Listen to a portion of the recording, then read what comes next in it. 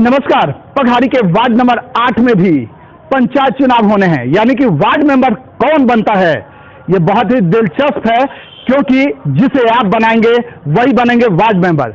लेकिन कितने दमखम के साथ कौन सा उम्मीदवार आपके सामने आ रहा है और क्या है उनकी तैयारियां, आपके लिए काम करने का क्या है जज्बा, ये सब कुछ जानते हैं एक एक करके।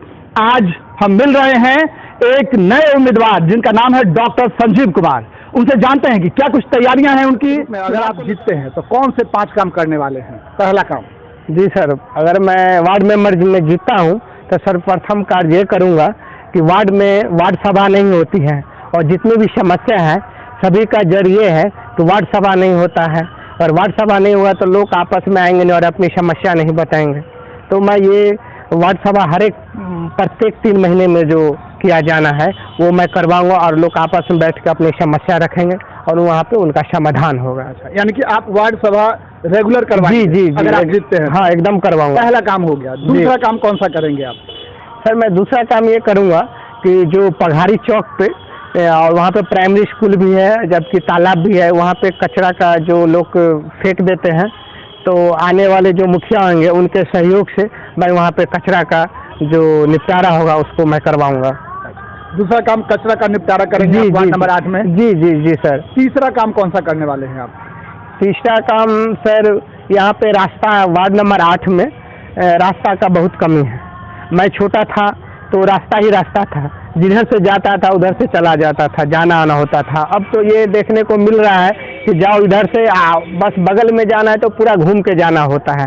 तो मैं जो सबके सहयोग से जो रास्ता का निपटारा होगा मैं रास्ता का भी बनवाऊंगा। रास्ता बनाने का काम करेंगे? जी सर, एकदम। ये 3 काम हो गए अभी तक। चौथा कौन सा काम करने वाले हैं? चौथा सर, ये मैं बोल रहा हूँ कि जैसे बहुत लोग का राशन कार्ड है जो कि अपने अनाज लाने जाते हैं, तो वहाँ तो उनको रेगुलर नहीं मिल पाता है। अगर साल में 12 मास होते हैं तो 10 महीना का ही मिल पाता है और ज़्यादा पैसा भी लिया जाता है, तौल में भी कम दिया जाता है। तो मैं उसमें भी वो सुधार करवाऊंगा। राशन कार्ड में सुधार करवाएंगे ताकि सबको समय पर पूरा अनाज मिले। पूरा अनाज मिले जी। ये 4 काम हो गए। जी जी सर। 5वां काम कौन सा करेंगे? 5वां काम ये है कि सर, गांव के लोग हैं तो ज़्यादातर पशुपालन करते हैं, लेकिन जबकि ये भी उनको लाभ नहीं मिल पाया है कि जैसे पशु का शेड बनवाना वगैरह, ये सब भी लाभ नहीं मिल पाया है। तो इस सब के लिए मैं जोर करूँगा, सहयोग करूँगा। बनवाने के लिए प्रयास करेंगे? जी करूँगा, मैं करेंगे। तो 5 काम आपने गिनवा दिए। जी सर। अब अगर आपकी इजाज़त हो जी तो अगला सवाल हो। हाँ, एकदम, क्यों नहीं। आप डॉक्टर हैं पेशे से? जी जी। लेकिन फिर भी वार्ड मेंबर का चुनाव लड़ रहे हैं, ऐसा क्यों? सर, आपने ऐसा क्वेश्चन पूछ दिया तो मुझे इसका आंसर तो देना ही पड़ेगा। जी सर, मैं काफ़ी दिनों से ऐसा देख रहा हूँ कि जितने भी जनप्रतिनिधि होते हैं, ज़्यादातर जनप्रतिनिधि पढ़े लिखे नहीं होते हैं। जब प्रतिनिधि पढ़े लिखे नहीं होंगे तो कोई सरकारी आदेश हो, योजना हो, लाभ हो, तो वो खुद से पढ़ के समझ नहीं पाएंगे, दूसरों के द्वारा मौखिक रूप से आधा अधूरा समझ पाएंगे। तो ऐसी स्थिति में क्या होगा, दूसरे लोग को भी वो सही जानकारी नहीं दे पाएंगे, पूरा योजना का लाभ नहीं दिलवा पाएंगे। तो इसीलिए आप ये चुनाव लड़ना चाहते हैं? हाँ, इसीलिए चुनाव लड़ना चाहते हैं और पढ़े लिखे हों ताकि विकास हो। जी।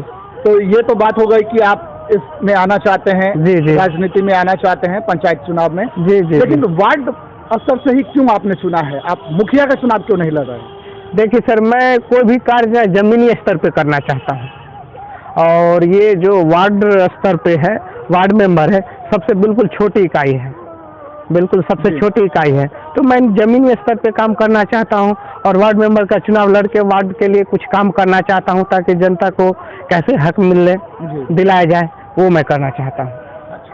तो इसलिए आपने वार्ड चुना है कि आप जमीनी स्तर पर काम करें। जी जी सर। डॉक्टर साहब, आपने हमें समय दिया अपना बहुमूल्य, इसलिए आपका बहुत बहुत शुक्रिया। शुक्रिया, धन्यवाद।